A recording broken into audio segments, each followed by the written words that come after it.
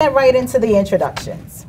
We have to the right of me, Shabaka Shakur, recently exonerated after 27.5 years for a crime he did not commit.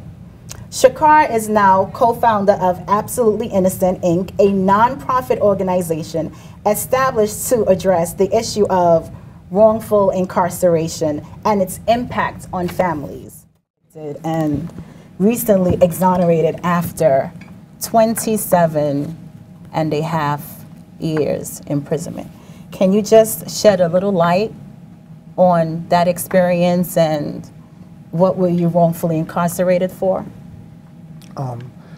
In 1988, I was arrested and convicted for a crime of murder, a double homicide that occurred in Brooklyn. My case was basically a case with no evidence at all. It was based on a testimony of an officer who fabricated a confession in my case. This detective now has had at least 9 cases overturned in which he fabricated evidence. And he has at least another 60 or 70 cases that are being reviewed. As a result of that, your family atmosphere, what type of help, what type of needs do you and your family have that you would like to see implemented and you would like to see taken care of? Well, in my situation, I did an extensive amount of time away from my family. So, and the sad part is that not only myself, but quite a few people, even people who are not actually innocent, but people who do a long time, they in prison, when they come out, they're out of touch with society. So that's the word that I needed, transition. Right. How do you need help? What kind of help do you need to see in order to make that transition?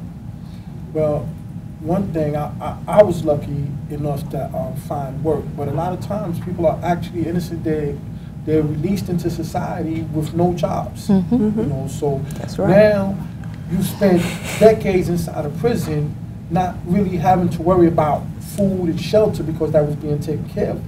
Now you're released, most of your family has passed away, and you're left to carry on with no job, really no skills, because what they teach you in prison is antiquated. The stuff that they're teaching you there, they don't have these type of technologies in the prison.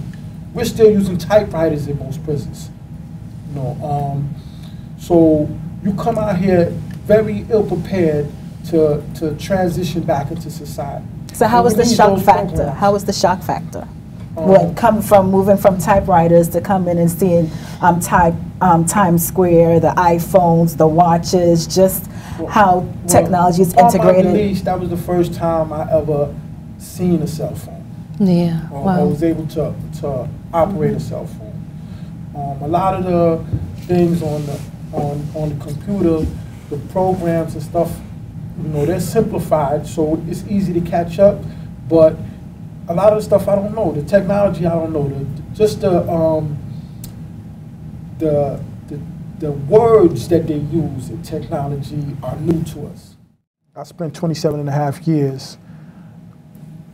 Appeals were denied.